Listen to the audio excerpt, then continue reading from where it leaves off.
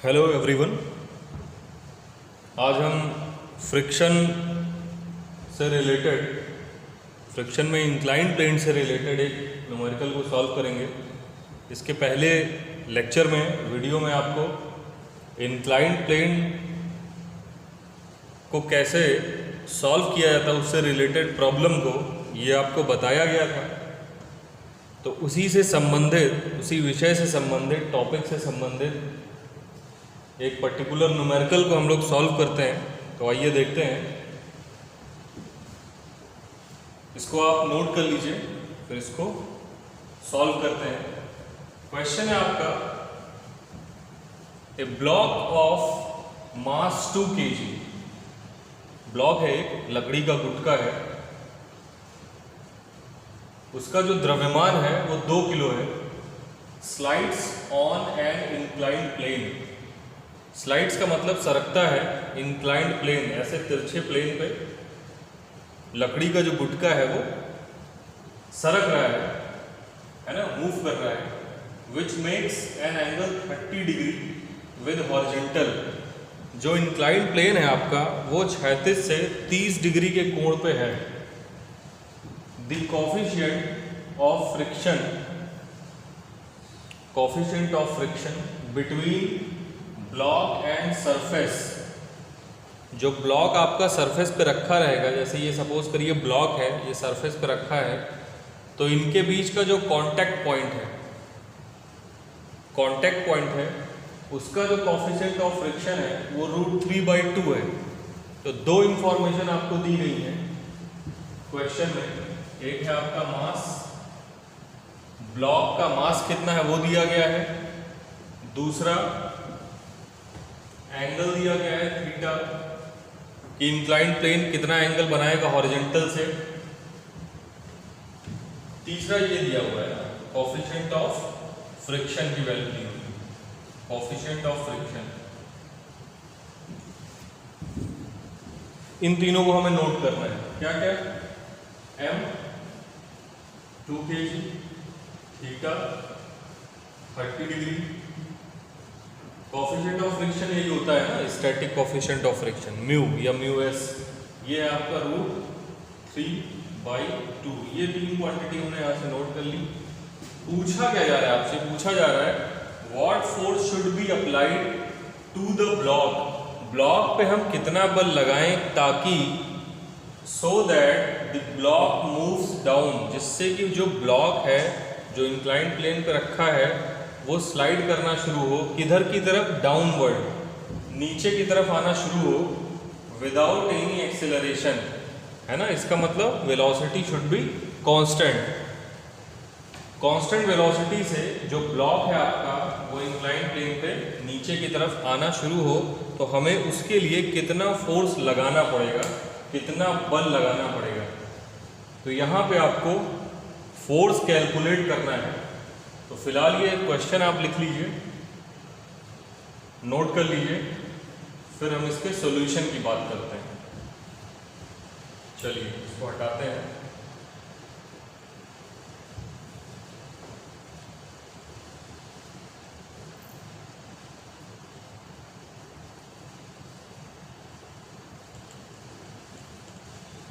यहां आपसे केवल क्वेश्चन में पूछा गया है फोर्स निकालने के लिए, जबकि आपका जो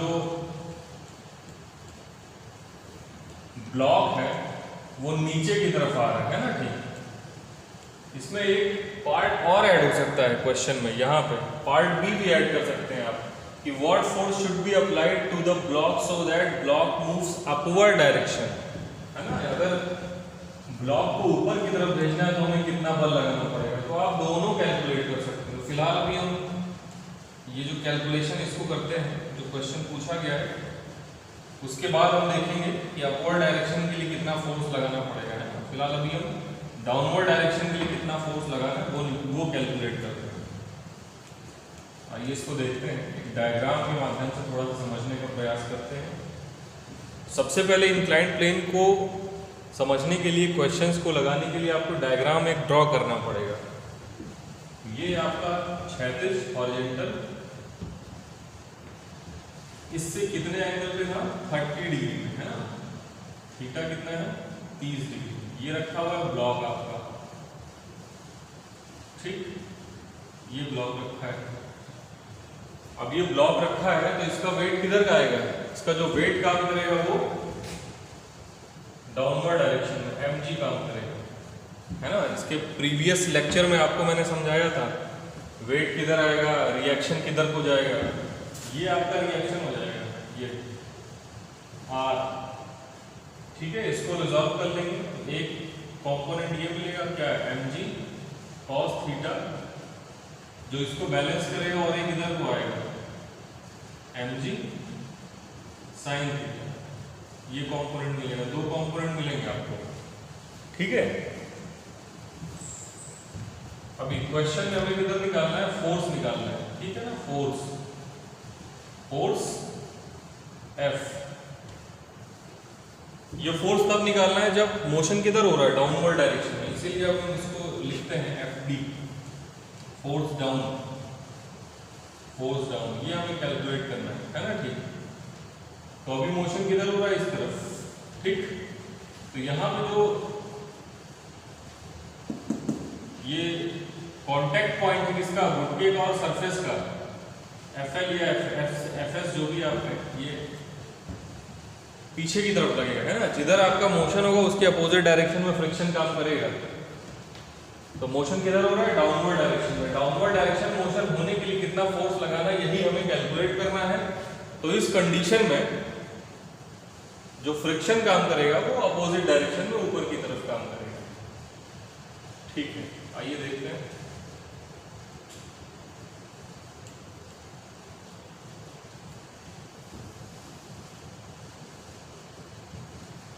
क्वेश्चन में क्या दिया हुआ है, m कितना, 2 kg, ठीक है। म्यू की वैल्यू कितनी है, √3/2, थीटा कितना है, 30 डिग्री। चलिए एक इंपॉर्टेंट फॉर्मूला और बताया था मैंने आपको, FL कैसे कैलकुलेट करते हैं।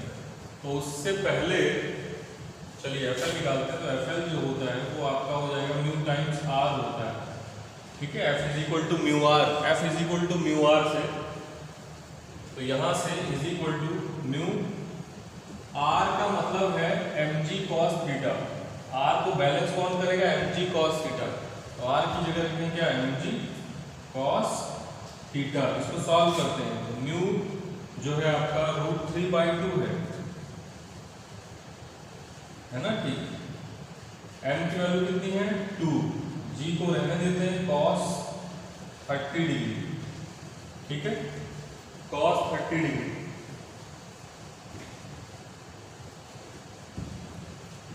यहां से √3/2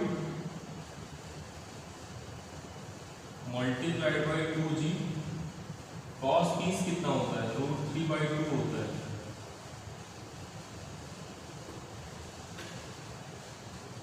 ठीक है ना। cos 30 की वैल्यू √3/2, इसको ऐसे लिखो, √3/2।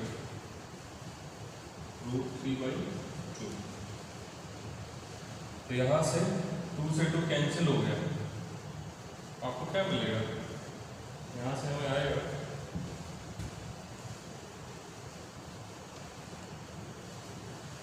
FL की वैल्यू आपको मिलेगी, F की वैल्यू मिलेगी कितनी,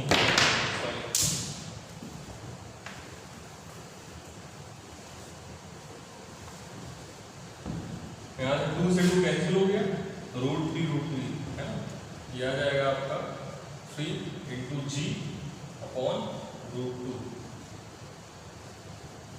ये हो गया जिसका FL का वैल्यू, ठीक है। चलिए इसको नोट कर लीजिए, फिर आगे की बात करते हैं। अब देखते हैं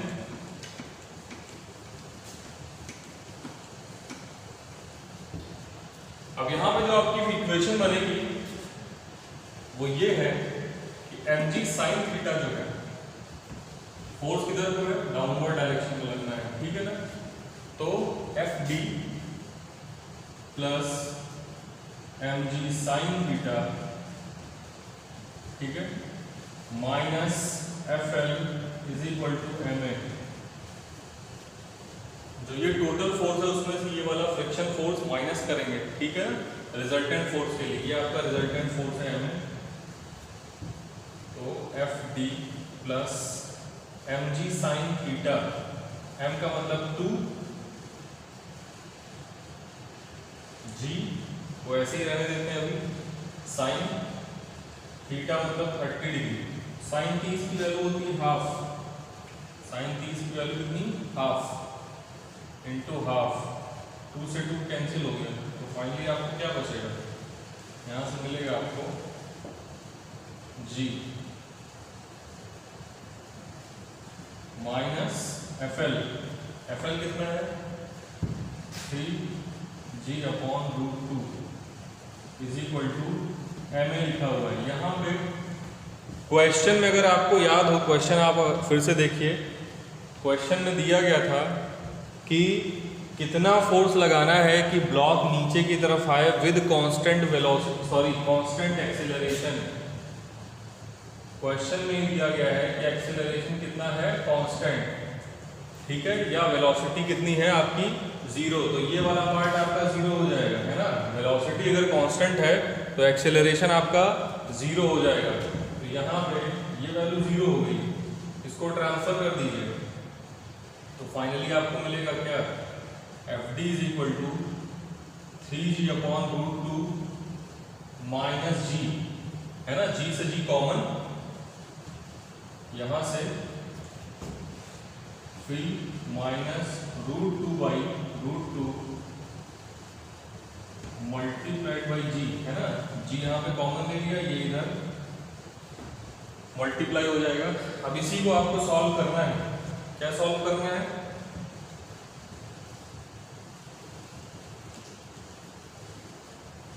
एक एक करके वैल्यू पुट कर देते हैं। तो एफ डाउन की जो फोर्स जो निकलेगा आपका 3 minus root 2 1.41 almost divided by 1.41 multiplied by g, it means 9.8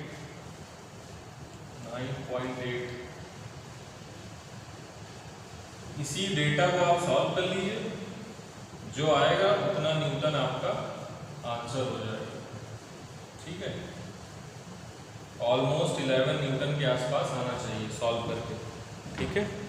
तो ये आपका फाइनल आंसर आएगा, इसको सॉल्व कर लीजिए 11 के आसपास, थोड़ा बहुत डेसिमल में आगे पीछे हो सकता है।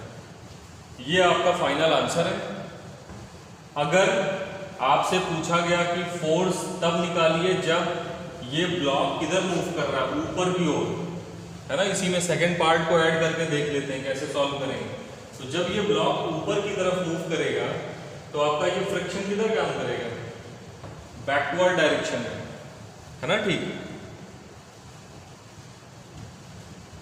उसी हिसाब से आप इक्वेशन को एडजस्ट करिए, ठीक है, इक्वेशन को एडजस्ट कर लीजिए और उसे सॉल्व करके आप देखिए इसी इक्वेशन में चेंज आएगा, है ना, इसी इक्वेशन में आपको चेंजेस मिलेंगे, बाकी एज इट इज आएगा, सारी वैल्यूज को आप इसी में आपको कुछ प्लस माइनस करना है, देखना पड़ेगा कि जब फोर्स ऊपर की तरफ जाएगा तो किस तरीके से हम कैलकुलेट करेंगे, ठीक है। आज के लिए इतना ही, इसको ट्राई करिए, कोई प्रॉब्लम होगी तो उसको सॉल्व करेंगे। Thank you.